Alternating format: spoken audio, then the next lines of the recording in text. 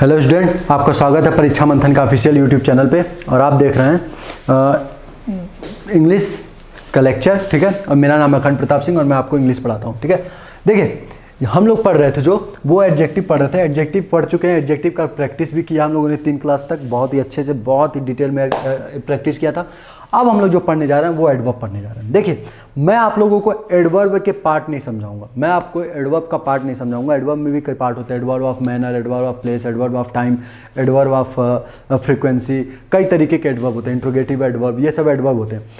लेकिन मैं आपको एडवर्ब का पार्ट नहीं समझाऊंगा, क्योंकि आपके पेपर में कभी भी एडवर्ब का पार्ट नहीं पूछा गया। एडवर्ब क्लॉज पूछा गया। देखिए, क्लॉज भी होता है एडवर्ब, ठीक है। तो वो सब चीज़ें मैं आपको समझाऊंगा। एडवर्ब समझाऊंगा कि एडवर्ब होता क्या है, एडवर्ब को पहचानते कैसे। तो मुझे जहाँ तक लगता है कि एक क्लास में एडवर्ब खत्म हो जाएगा, ठीक है। एक क्लास या ज़्यादा से ज़्यादा 2 क्लास जाएगा, एडवर्ब खत्म हो जाएगा। दरअसल में नाउन, प्रोनाउन और एडजेक्टिव लंबे क्लासेस नहीं हो रहे थे, क्योंकि उसमें पार्ट मुझे समझाना पड़ रहा था। वो पार्ट आ जा रहा था कि एक बात बताइए कि ये एडजेक्टिव के किस पार्ट से बिलोंग करता है, नाउन के किस पार्ट से बिलोंग करता है, प्रोनाउन के किस पार्ट से बिलोंग कर रहा था, ये आपके पेपर में आ रहा था। लेकिन एडवर्ब में ऐसा कुछ नहीं है। एडवर्ब में सिंपली पूछ लेता है कि ये बताइए कि ये जो वर्ड लिखा हुआ है ये किस पार्ट्स ऑफ स्पीच से बिलोंग करता है। तो एडवर्ब है तो आपको बस बताना होता है कि ये एडवर्ब है, ठीक है। तो आपको सिंपली बताना होता है कि एडवर्ब है। देखिए, कितने पार्ट्स ऑफ स्पीच होते हैं? पार्ट्स ऑफ स्पीच होते हैं 8। कुछ लोग 9 भी बताते हैं, ये मैं पहली लेक्चर में बता रखा था। आर्टिकल को भी लोग पार्ट्स ऑफ स्पीच में जोड़ना शुरू कर चुके हैं, और गलत नहीं मैं इसको कहता हूं, बस कुछ टीचर नहीं जोड़ते हैं और कुछ लोग उसको जोड़ते हैं, तो मैं उसको नहीं जोड़ता हूं। तो कौन कौन से होते हैं? पहला होता है नाउन, ठीक है। दूसरा होता है प्रोनाउन, तीसरा होता है एडजेक्टिव, चौथा होता है एडवर्ब, ठीक है। नाउन, प्रोनाउन, एडजेक्टिव, एडवर्ब, ठीक है। फिर उसके बाद होता है प्रीपोजिशन, फिर होता है कंजंक्शन, ठीक है। फिर उसके बाद होता है वर्ब, ठीक है। Noun, pronoun, adjective, adverb, preposition, conjunction, और एक तीसरा होता है इंटरजेक्शन, ठीक है। ये हुआ नाउन पहला, दूसरा प्रोनाउन, तीसरा एडजेक्टिव, चौथा एडवर्ब, पांचवा वर्ब होता है, वो मैंने नीचे लिख दिया, पांचवा, छठा, और ये सातवां, और ये आठवां। कुछ लोग आर्टिकल को भी पार्ट्स ऑफ स्पीच में मान लेते हैं। देखिए, हमें जो बताना था, अब हम लोग पढ़ रहे हैं एडवर्ब।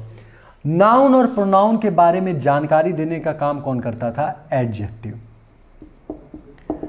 नाउन और प्रोनाउन के बारे में जब हमें जानकारी चाहिए होती थी तो कौन बताता था? वो बताता है एडजेक्टिव। एडजेक्टिव दरअसल में नाउन और प्रोनाउन के बारे में जानकारी देता था। किस रूप में जानकारी देता था? कभी कभी वर्ड के रूप में, एडजेक्टिव वर्ड के रूप में, जैसे he is a good boy, तो वहाँ पे गुड जो था वो बॉय के बारे में जानकारी देता था, तो वो एडजेक्टिव होता था। और गुड कैसा एडजेक्टिव? वर्ड के रूप में था, तो एडजेक्टिव वर्ड के रूप में। एडजेक्टिव के किस पार्ट से बिलोंग करता है? क्वालिटेटिव, क्योंकि वो बॉय की क्वालिटी बता रहा था, ठीक है। तो ये नाउन, प्रोनाउन के बारे में जानकारी कौन देता है? एडजेक्टिव। किस रूप में दे सकता है? एडजेक्टिव वर्ड और एडजेक्टिव क्लॉज के रूप में। बाकी जो नाउन, प्रोनाउन और इंटरजेक्शन को छोड़कर, नाउन, प्रोनाउन और इंटरजेक्शन को छोड़कर बाकी जितने भी पार्ट्स ऑफ स्पीच होते हैं, बाकी जितने भी पार्ट्स ऑफ स्पीच होते हैं, adjective, adverb, preposition, conjunction, verb, इन चारों, पांचों, verb, conjunction, preposition, adverb, adjective, इन पांचों के बारे में जानकारी एडवर्ब देता है। इसलिए एडवर्ब थोड़ा सा ब्रॉड हो जाता है, ब्रॉड चैप्टर, और ये एसएससी बैंक में काफ़ी ब्रॉड होता है, ठीक है। क्योंकि एडवर्ब में फिर वहाँ पे कई रूल आ जाते हैं, जैसे कि मैनर होता है, प्लेस होता है, टाइम होता है, उनका यूज कैसे करते हैं, एमपीटी के फॉर्म में करते हैं, उसको हमेशा ऑब्जेक्ट के बाद यूज किया जाता है, कुछ कई तरीके के रूल होते हैं वहाँ पे, वो आपको पढ़ना नहीं है। तो जो एडवर्ब का फॉर्म होता है वो एसएससी बैंक में काफ़ी बड़ा हो जाता है, काफ़ी लेंदी हो जाता है। लेकिन आपको यहाँ पे कुछ नहीं करना है, आपको सिंपली क्या करना है, आपको बस ये पता होना चाहिए कि एडवर्ब इन्हीं पांचों के बारे में जानकारी देता है। एडजेक्टिव के बारे में जानकारी देता है, एडवर्ब के बारे में जानकारी देता है, प्रीपोजिशन के बारे में जानकारी देता है, कंजंक्शन के बारे में जानकारी देता है, और वर्ब के बारे में जानकारी देता है। ये किन किन के बारे में जानकारी देता है? इन पांचों के बारे में जानकारी देता है। बाकी इन दोनों के बारे में जानकारी कौन देता है? एडजेक्टिव। और इनके बारे में जानकारी अकेला एडवर्ब देता है। कौन देता है? अकेला एडवर्ब देता है, ठीक है। अब इसको समझते हैं एग्जाम्पल के साथ ऐसे, ठीक है। एक एक एग्जाम्पल लेंगे सारे चीजों को बताते हुए, ठीक है।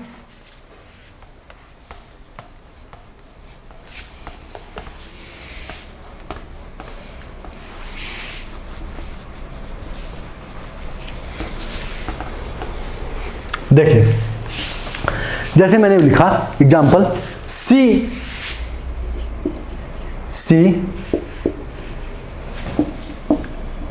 रैन फास्ट। यहां पे मैं एक चीज और आपको समझाते चलूं। कई लोग एक दिमाग में एक वहम पाले होते हैं कि एल वाई जोड़ने का मतलब है, एल वाई जोड़ने का मतलब है कि वो एडवर्ब बनता है। एल वाई जोड़ने का मतलब है कि वो एडवर्ब का फॉर्म बनता है। जैसे कई लोग समझते हैं कि लवली, ये जो लवली वर्ड है ना, ये जो लवली यहां पे जुड़ा हुआ है एल वाई, समझ लिया बच्चों ने कि ये एडवर्ब है। क्या समझ लिया? ये बच्चों ने समझ लिया कि ये एडवर्ब है। क्यों एडवर्ब है? उनके पास कोई एक्सप्लेनेशन नहीं है, उनके पास बस एक ट्रिक है कि एल वाई जुड़ा हुआ है। ऐसा अधिकतर होता है, मैं ऐसा नहीं कह रहा हूं होता ही नहीं, ऐसा अधिकतर होता है कि किसी वो एडजेक्टिव में जब एल वाई जोड़ते हैं तो वो एडवर्ब का फॉर्म ले लेता है। लेकिन ये हमेशा होता है, ये भी किसी ने नहीं कहा है। हमेशा कभी भी एल वाई जुड़े हुए वर्ड एडवर्ब का फॉर्म नहीं करते। जैसे लवली ही है, लवली एक एडजेक्टिव है। दरअसल में लवली क्या है? एक एडजेक्टिव है। और याद रखिएगा, एक बहुत ही सुलझा हुआ आंसर है कि किसी भी वर्ड को आप तब तक नहीं बता सकते कि वो किस पार्ट्स ऑफ स्पीच से बिलोंग करता है जब तक कि वो किसी सेंटेंस में न लिखा हो। ध्यान सुनिएगा, अगर कोई अच्छा टीचर होगा और बहुत ही अच्छी डीप ग्रामर वो जानता होगा तो वो आपको फंसा ले जाएगा। जैसे किसी ने बोल दिया कि आप मुझको एक बात बताओ, गुड कैसा, गुड कैसा पार्ट्स ऑफ स्पीच है, गुड कैसा पार्ट्स ऑफ स्पीच है। तो कुछ बच्चे कहते हैं कि गुड एडजेक्टिव है, बिना उस सेंटेंस को, बिना उसको सेंटेंस में यूज किए गुड। और ये पेपर में भी पूछा जाता है। मैं ये नहीं कह रहा हूं कि ये गलत क्वेश्चन है, पेपर में भी ये गलती की जाती है। पेपर में भी क्वेश्चन पूछ दिया जाता है कि इसमें से कौन सा एडजेक्टिव के फॉर्म में है, और बच्चे गुड देखते हैं तो गुड को सही भी है क्योंकि गुड एडजेक्टिव के रूप में ही काम करता है। लेकिन अब मैं चाहूं तो इसको सेंटेंस में रख के नाउन भी बना सकता हूं। अब आप सोचेंगे कि यार सर कुछ भी बोले जा रहा हो, कुछ भी मतलब मीम बना है ना आजकल, कुछ भी मतलब कुछ भी हो रहा है, कुछ भी नहीं हो रहा है। ये सही बात है, गुड को नाउन भी बनाया जा सकता है। कैसे बनाया जा सकता है इसको भी समझिए, यही है थोड़ा सा खेल, ठीक है। लेकिन आपको जब गुड आए कि किस पार्ट ऑफ स्पीच बिलोंग करता है तो आपको सिंपल एडजेक्टिव मार के आना। मैं आपको बस थोड़ी सी एक एडिशनल जानकारी दे रहा हूं। मान लीजिए मैंने ये सेंटेंस लिखा कि good is a word, good is a word.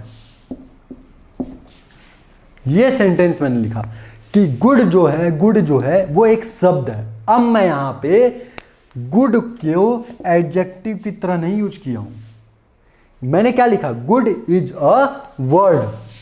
Good क्या है? एक शब्द है। अब जो गुड मैंने बोला ना वो एक शब्द का नाम है। एक शब्द का नाम है जो कि क्या है? गुड। तो ये जो गुड है ये अब एक शब्द का नाम हो गया, तो ये क्या हो गया? एक नाउन हो गया। समझ में? तो मैं इस गुड को क्या बना दिया? एक नाउन बना दिया। तो जब तक किसी वर्ड को सेंटेंस में ना लिखा जाए, बहुत ही डीप में अगर ग्रामर किसी ने पढ़ा है तो वो यही कहेगा, जब तक किसी वर्ड को सेंटेंस में नहीं लिखा है तब तक मैं नहीं बता सकता कि किस पार्ट्स ऑफ स्पीच से वो बिलोंग करता है। लेकिन अब आपको शेक्सपियर बनने की जरूरत नहीं है कि गए एग्जाम में और लिख दिया कि गुड किस पार्ट्स ऑफ स्पीच से बिलोंग करता है तो आप भी लिख के चले, अरे इससे कैसे बता देंगे? हम नहीं बताएंगे। आप सेंटेंस में इसको लिख के दीजिए तब हम बताएंगे। नहीं, ऐसी बेवकूफ़ी मत कीजिएगा। ये एक जानकारी होती है, थोड़ा सा जब लोगों को दिखाना होता है कि हाँ मैंने ग्रामर अच्छे से पढ़ा है, मुझे पता है, ठीक है। तो ऐसे सेंटेंस और ऐसे क्वेश्चन पूछे जाते हैं। जब आपसे ऐसा कोई क्वेश्चन पूछा और अपने आप को दिखाए कि भाई मुझे बहुत ग्रामर आता है, तो आप ऐसे इसका आंसर भी दे सकते हैं, ठीक है। लेकिन अगर जो गुड ऐसे ही सिंपल कभी कभी क्या अधिकतर टेट में पूछता है कि गुड किस पार्ट्स ऑफ स्पीच से बिलोंग करता है, या फिर ब्रेव आ गया, तो आपको क्या करना है? पहले उस पर एक सेंटेंस बनाना है कि he is a brave girl, sorry he is a brave boy. तो ब्रेव बॉय के बारे में जानकारी, ब्रेव एडजेक्टिव हो गया, ठीक है। तो इसी तरीके से देखिए, लवली भी एक, जैसे लवली लिख दिया, अब एल वाई किसी ने देखा, कह दिया अरे सर ये तो एडवर्ब है, एल वाई आ गया, एडवर्ब है। लेकिन ये एडवर्ब नहीं है, एडजेक्टिव है। इस पे एक क्वेश्चन बनाइए, इस पे लवली पे एक सेंटेंस बनाइए। आप कोई भी एक लवली पे सेंटेंस बनाइए। मैंने बोला she is a lovely girl, she is a lovely girl, she she is a lovely girl, वो कैसी है, एक प्यारी लड़की है। यहाँ पे देखिए सी इज अ गर्ल, वह क्या है, एक लड़की है। कैसी लड़की है, तो इस लवली ने आके जानकारी दिया कि अच्छी लड़की है, प्यारी लड़की है, ठीक है। तो सी इज अ लवली गर्ल। अब इस लवली का जो एडवर्ब फॉर्म होता है वो होता है लविंगली। लविंगली ये एसएससी के पेपर में भी आ चुका है, एसएससी और बैंक के भी पेपर में ये आ चुका है। लवली दे रखा था एडवर्बियल फॉर्म में, ऐसे ही सेंटेंस में यूज किया था और लवली एडवर्ब के रूप में यूज किया था।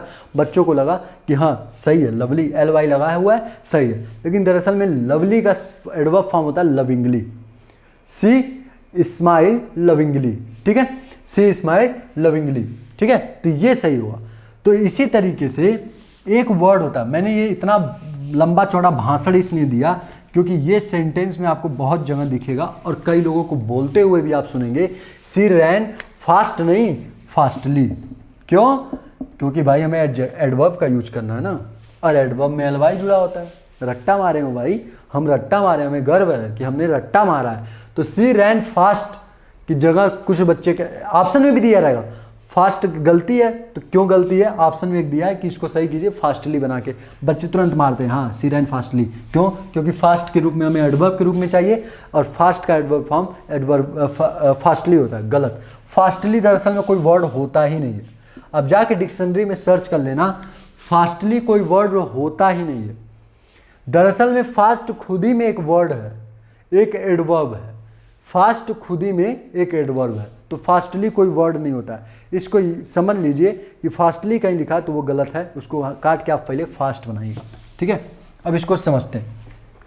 अब हम लोग समझते हैं एडवर्ब। ये तो हो गया एक कॉन्सेप्ट आपको समझाने का कि मतलब क्या होते हैं, कैसे रूल बनते हैं, ठीक है। अब देखिए, मैंने बोला कि आप बताइए कि ये फास्ट किस पार्ट्स ऑफ स्पीच से बिलोंग करता है।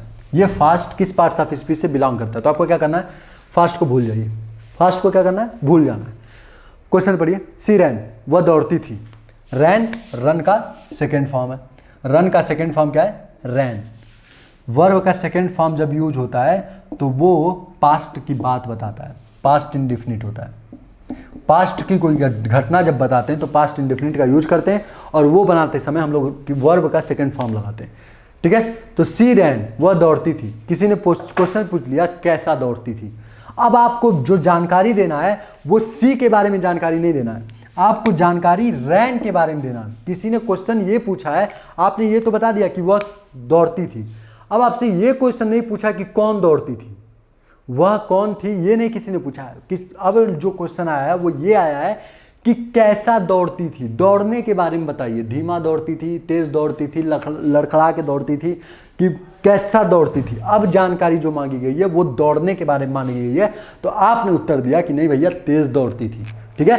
तो आपने वर्ड यूज किया फास्ट। क्या यूज किया, फास्ट। कैसा दौड़ती थी, फास्ट दौड़ती थी। तो ये जो फास्ट वर्ड है वो किसके बारे में जानकारी दे रहा है, रैन के बारे में। रैन क्या है, वर्ब, और वर्ब के बारे में जो जानकारी देता है वो क्या होता है, एडवर्ब।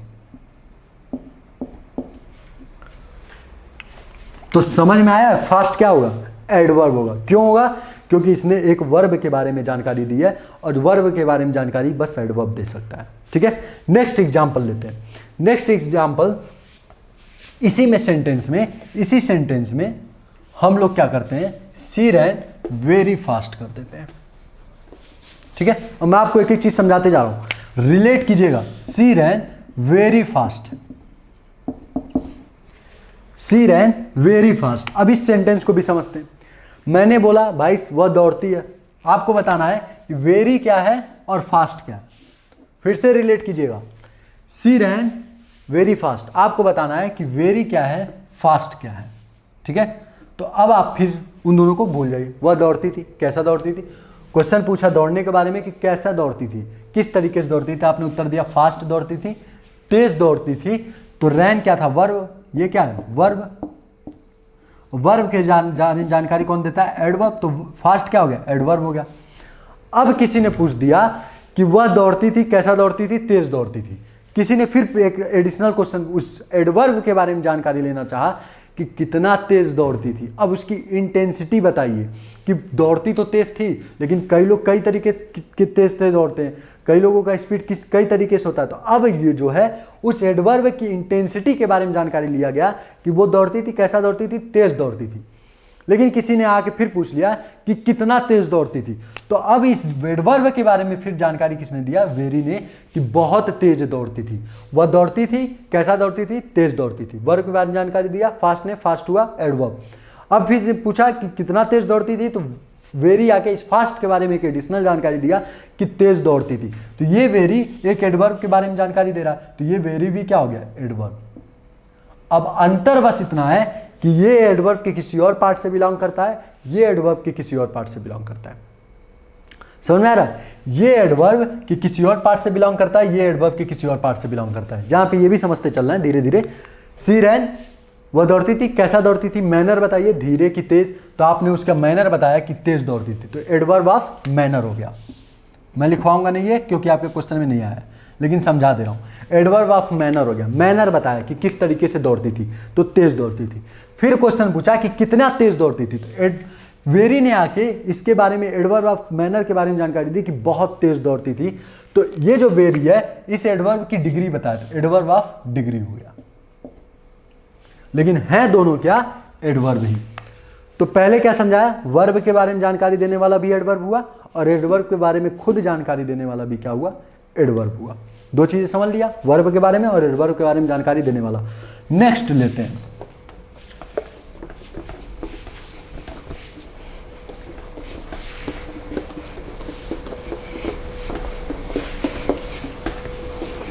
नेक्स्ट क्वेश्चन लेते हैं, सॉरी नेक्स्ट वो लेते हैं। जैसे लिखा, he is a very handsome boy, a very handsome boy. ये सेंटेंस है। अब इस सेंटेंस में समझिएगा, हम लोगों ने क्या देख रखा है, वर्ब के बारे में जानकारी देने वाला देख रखा है, एडवर्ब के बारे में जानकारी देने वाला देख रखा है। ठीक है, next example, he is a very handsome. अब मुझे एक एक बात बताइए कि इसमें से इज और अ को छोड़ के, क्योंकि ये भी आप लोगों ने नहीं पढ़ा है, इज और अ को छोड़ के एक एक के बारे में मुझे बताइए कि पहले वो किस पार्ट्स ऑफ स्पीच से बिलोंग करते हैं। तो आपने बताया ही प्रोनाउन, बताना आपको पता होना चाहिए। ही प्रोनाउन, प्रोनाउन के किस पार्ट से, थर्ड पर्सन के रूप में, सब्जेक्टिव केस के रूप में। ठीक है, थर्ड पर्सन सब्जेक्टिव केस। दूसरा आते हैं बॉय, नाउन है, किसी भी लड़के को दर्शाना होता है तो बॉय से दिखाते हैं किसी भी। ठीक है, तो बॉय किसी का नाम है, तो वो क्या हुआ, बॉय क्या हुआ, एक नाउन हुआ। अब हैंडसम के बारे में देख लेते हैं। ही इज अ बॉय, वह एक लड़का है, कैसा लड़का है, तो लड़के के बारे में जानकारी देना शुरू किया गया, हैंडसम लड़का है, काफी हैंडसम, सॉरी हैंडसम लड़का है। तो ये हैंडसम किसके बारे में जानकारी दिया, नाउन के बारे में। नाउन के बारे में देने वाला, जानकारी देने वाला क्या होता है, एडजेक्टिव। नाउन के बारे में जानकारी देने वाला क्या होता है, एडजेक्टिव। अब एक मुझको बात बताइए कि ये तो हुआ एडजेक्टिव, एडजेक्टिव के किस पार्ट से बिलोंग करता है, तो ये बॉय की क्वालिटी बता रहा है कि अच्छा लड़का है। मेरिट, डेमेरिट, तो मेरिट बता रहा है, तो ये क्या हो गया, अच्छा लड़का है, मतलब कि एक उसके बारे में जानकारी दे रहा है, एडिशनल जानकारी दे रहा है। और किस रूप में दे रहा है, क्वालिटी बता के, तो ये क्वालिटेटिव एडजेक्टिव, क्वालिटेटिव एडजेक्टिव। ठीक है, ही प्रोनाउन, बॉय नाउन, नाउन के बारे में जानकारी दिया, हैंडसम ने हुआ एडजेक्टिव, कैसा जानकारी दिया, क्वालिटी बताया, तो क्वालिटेटिव एडजेक्टिव। अब आते हैं वेरी पे, वह लड़का है, कैसा लड़का है, हैंडसम लड़का है। फिर किसी ने जानकारी मांग लिया कि भैया कितना हैंडसम है, कितना हैंडसम है। तो आपने मान लीजिए उस लड़के को देखने आया था कोई, ठीक है, उसके घर शादी तय हो रही है, उस लड़के के बारे में ही जानकारी प्राप्त की जा रही है। तो उसका भाई है, लड़की का भाई है, वो पहले पूछा कि भैया वो लड़का कैसा है, तो उन लोगों ने जानकारी दिया कि हैंडसम लड़का है। अब वो चाहता है कि मेरी बहन के लिए हूर मिले, वो सॉरी हूर कह रहा हूँ, मतलब एकदम सोना जैसा लड़का मिले। तो वो फिर भी एक बार जानकारी पूछता है कि भैया कितना हैंडसम है, तो उसके बारे में लोगों ने जानकारी दिया कि बहुत हैंडसम है। तो इस हैंडसम की डिग्री बताने के लिए कौन सा वर्ड यूज किया गया, वेरी का यूज किया गया। वेरी का यूज किया गया इस हैंडसम जो कि एडजेक्टिव था उसके बारे में जानकारी देने के लिए। तो एडजेक्टिव के बारे में जो जानकारी देता है उसको क्या कहते हैं, एडवर्ब। और ये क्या कर रहा है, डिग्री बताने का काम कर रहा है, कितना कितना है हैंडसम, जानकारी किसके, डिग्री बता रहा ना कि बहुत ज़्यादा, तो एडवर्ब ऑफ डिग्री हो गया। ठीक है, तो एडजेक्टिव भी देख लिया। ठीक है, अब देख लेते हैं प्रीपोजिशन।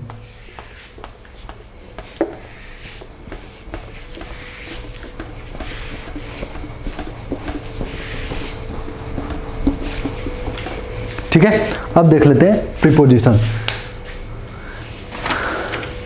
जैसे मैंने लिखा सी सेट, सी सेट बिसाइड मी। अब यहां पे देखिए, प्रीपोजिशन दरअसल में दो पार्ट्स ऑफ स्पीच के बीच में रिलेशन बनाने का काम करता है। प्रीपोजिशन दो पार्ट्स ऑफ स्पीच के बीच में रिलेशन बनाने का काम करता है। वह सी बैठी, वह बैठी कहाँ बैठी, मेरे बगल में बैठी, तो इसके और बैठने के बीच में और सी के बीच में ये रिलेशन दिखाया इस बिसाइड ने। बिसाइड एक प्रीपोजिशन होता है जिसका मतलब होता है बगल में, और जैसे ही इसमें एस जोड़ देते हैं बिसाइड्स, ये एक बार CHSL में क्वेश्चन आया हुआ था, जैसे ही एस जोड़ देते हैं बिसाइड्स, तो इसका मतलब हो जाता है के अतिरिक्त, के अतिरिक्त, के अतिरिक्त। ठीक है, और इस बिसाइड का मतलब होता है बगल में। ठीक है, के बगल में। तो ये लिखा सी सैट बिसाइड मी, वह मेरे बगल में बैठी, वह मेरे बगल में बैठी। सैट सीट का सेकंड फॉर्म है, ये सीट का सेकंड फॉर्म है। सीट का सेकंड फॉर्म मतलब कि पास्ट की एक घटना, पास्ट इंडेफिनिट का फॉर्म यूज किया गया है। वह बैठी कहाँ बैठी, मेरे बगल में बैठी, वह बैठी मेरे बगल में। ठीक है, मेरे बगल में बैठी। अब मान लीजिए इतना बड़ा, जितना बड़ा बोर्ड है उतना ही बड़ा वो बेंच था, मैं यहाँ पे बैठा हुआ था और वो आई मेरे बगल में बैठ गई। मेरे बगल का मतलब ये पूरा होता है। ठीक है, अब किसी ने जानकारी, मैं इसलिए इतना रिलेट आपको कराता हूँ ताकि आप फील कर सको। ठीक है, अब ये पूरा होता है। किसी ने पूछ लिया कि भैया कितने बगल में बैठी थी, वो कहीं ऐसा नहीं ना कि आप यहाँ बैठे थे और वो उस छोर पे बैठी थी, तो वो भी तो बगल हुआ। तो आपने जानकारी दिया नहीं, she sat just beside me, she sat. अब आपने जानकारी दिया सी सैट, वह बैठी थी मेरे बगल में। किसी ने जानकारी लिया कितने बगल में बैठी थी, तो आपने बोला जस्ट बिसाइड मी, मतलब कि मेरे तुरंत वाले बगल में बैठी थी, मतलब मेरे और उसके बीच में कोई गैप नहीं था। तो सी सेड जस्ट बिसाइड मी, वह मेरे तुरंत बगल में बैठी थी, एकदम बगल में ही बैठी थी। तो ये जस्ट जो है ये किसके बारे में जानकारी दिया। देखिए जस्ट को भूल जाए, जस्ट कौन सा पार्ट्स ऑफ स्पीच है, चलिए आप क्वेश्चन बताना, आंसर बताना शुरू कीजिए। तो जस्ट को भूल गए, सी सेड बिसाइड मी, वह मेरे बगल में बैठी। कितने बगल में बैठी, तो इस जस्ट ने आके जानकारी दिया इस प्रीपोजिशन के बगल बारे में कि एकदम बगल में, एकदम बगल में। तो ये क्या था, ये प्रीपोजिशन था। और प्रीपोजिशन के बारे में जो जानकारी देता है उसको एडवर्ब कहते हैं। तो ये जस्ट क्या हो गया, एडवर्ब। ये जस्ट क्या हो गया, एडवर्ब। तो प्रीपोजिशन के बारे में भी जानकारी देता है, ये भी समझ लिया। प्रीपोजिशन के बारे में जानकारी देता है, ये भी समझ लिया। अब देखिए फिर इसके बाद आता है, तो ये एडवर्ब, एडवर्ब देखिए कंजंक्शन के बारे में भी जानकारी देता है, लेकिन उसके पहले हमें समझाना पड़ेगा आपको कंजंक्शन से ही रिलेटेड एक चीज, वो होता है एडवर्बियल क्लॉज। क्लॉज दरअसल में तीन तरीके के होते हैं कंजंक्शन के आधार पे। कंजंक्शन के आधार पे क्लॉज तीन तरीके के होते हैं। वो कौन कौन सा होता है, subordinate clause, principal clause, coordinate clause. इसको भी समझते चलते, फिर उसके बाद मैं आपको वो भी समझाऊंगा। ठीक है,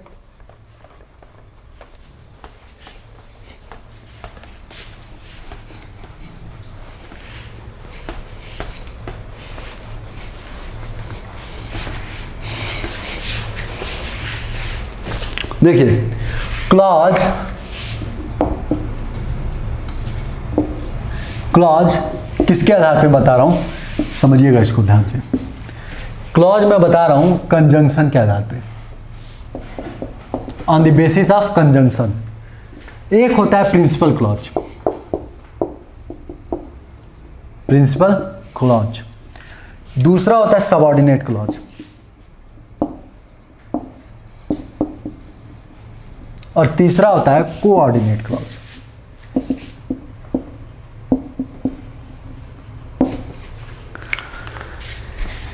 पहला क्लॉज जो है वो कंजंक्शन के आधार पर दिखते हैं। कौन कौन सा क्लॉज होता है? Principal clause, subordinate clause, coordinate clause. Principal clause को नो कंजंक्शन क्लॉज भी कहते हैं, ये मैं कई बार बता चुका हूं, 2-3 बार। नो कंजंक्शन क्लॉज भी कहते हैं, मतलब कि प्रिंसिपल क्लॉज में किसी भी कंजंक्शन का यूज नहीं किया गया होता है। सबऑर्डिनेट क्लॉज और कोऑर्डिनेट क्लॉज ये कंजंक्शन के साथ शुरू होते हैं। और नोट करने वाली बात यह है कि सबऑर्डिनेट क्लॉज और कोऑर्डिनेट क्लॉज का पता कैसे चलता है, तो वो दरअसल में कंजंक्शन कौन सा यूज हुआ है ये तय करता है। कंजंक्शन भी 2 तरीके के होते हैं, एक कंजंक्शन होता है सबऑर्डिनेट कंजंक्शन, दूसरा होता है कोऑर्डिनेट कंजंक्शन। कंजंक्शन भी 2 तरीके के होते हैं, कौन कौन से? एक ब्रॉडली बता रहा हूं, ब्रॉडली 2 तरीके के कंजंक्शन होते हैं, एक सबऑर्डिनेट कंजंक्शन होता है, एक कोऑर्डिनेट कंजंक्शन होता है। सबऑर्डिनेट कंजंक्शन से बने हुए क्लॉज को सबऑर्डिनेट क्लॉज कहते हैं, कोऑर्डिनेट कंजंक्शन से बने हुए क्लॉज को कोऑर्डिनेट क्लॉज कहते हैं। एक बात और याद रखिएगा, आप लोगों के पेपर में कॉम्प्लेक्स सेंटेंस, कंपाउंड सेंटेंस आता है, उस चीज़ को मैं जब समझाऊंगा तो वहाँ पे मैं इसको डिटेल में समझाऊंगा। अभी के लिए मैं चूंकि क्लॉज समझा रहा हूँ, एडवर्ब क्लॉज समझाना है, तो मैं इसको आज भी बस ऐसे ही समझा रहा हूँ। तो क्लॉज कंजंक्शन के रूप में 3 तरीके का होता है, कंजंक्शन के बेसिस पे, principal clause, subordinate clause, coordinate clause. Principal clause no conjunction clause होता है, कोई भी कंजंक्शन नहीं यूज होता है। सबऑर्डिनेट कंजंक्शन से बने हुए क्लॉज को सबऑर्डिनेट क्लॉज कहते हैं, कोऑर्डिनेट कंजंक्शन से बने हुए क्लॉज को कोऑर्डिनेट क्लॉज कहते हैं। ठीक है, अब देखिए क्लॉज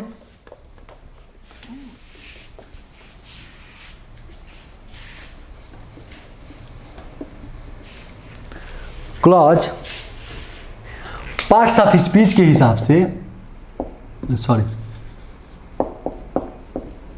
पार्ट्स ऑफ स्पीच के बेसिस पे, पार्ट्स ऑफ स्पीच के बेसिस पे भी 3 तरीके का होता है। एक होता है नाउन क्लॉज, ये अभी आप लोगों ने नहीं पढ़ा है और ये आप लोगों को पढ़ना भी नहीं है, नाउन क्लॉज। दूसरा होता है एडजेक्टिव क्लॉज, और तीसरा होता है adverbial clause.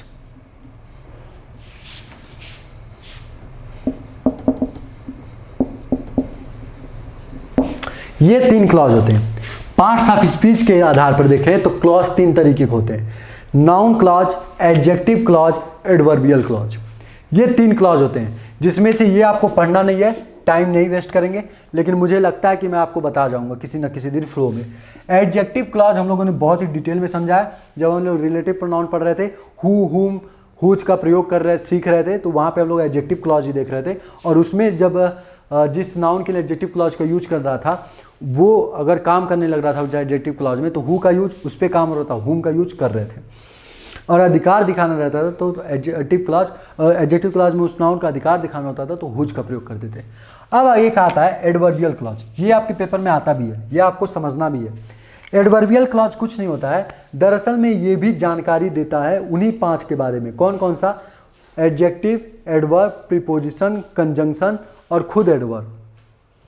Verb, adjective, adverb, preposition, conjunction, इन 5 के बारे में जानकारी देने का काम एडवर्बियल क्लॉज करता है। जब वो इन 5 के बारे में जानकारी वो वर्ड के रूप में देता है तो एडवर्ब वर्ड कहते हैं, और जब उसके लिए हमें क्लॉज का यूज करना पड़ जाए तो हम लोग वहाँ पे एडवर्बियल क्लॉज लगाते हैं, तो उसी को कहते हैं एडवर्बियल क्लॉज। इस एडवर्बियल क्लॉज को समझने का जो काम है वो हम लोग नेक्स्ट लेक्चर में करेंगे। जो नेक्स्ट लेक्चर होगा उसमें हम लोग एडवर्बियल क्लॉज समझेंगे और डिटेल में समझेंगे।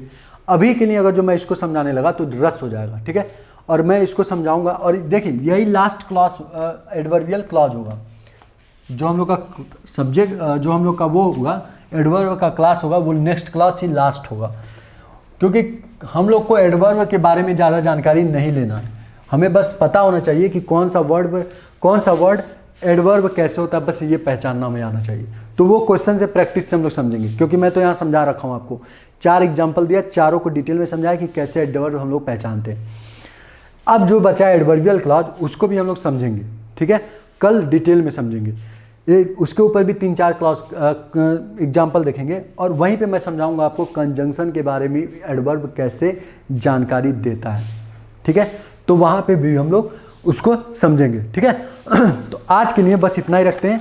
नेक्स्ट जो लेक्चर होगा उस लेक्चर में वो लास्ट एडवर्ब का लेक्चर होगा और उसी को वहीं पे ख़त्म करेंगे, ठीक है। तो आज के लिए बस इतना रखते हैं। आपको क्या करना है, वीडियो को लाइक करना, शेयर करना और चैनल को सब्सक्राइब करना। Thank you so much, thank you.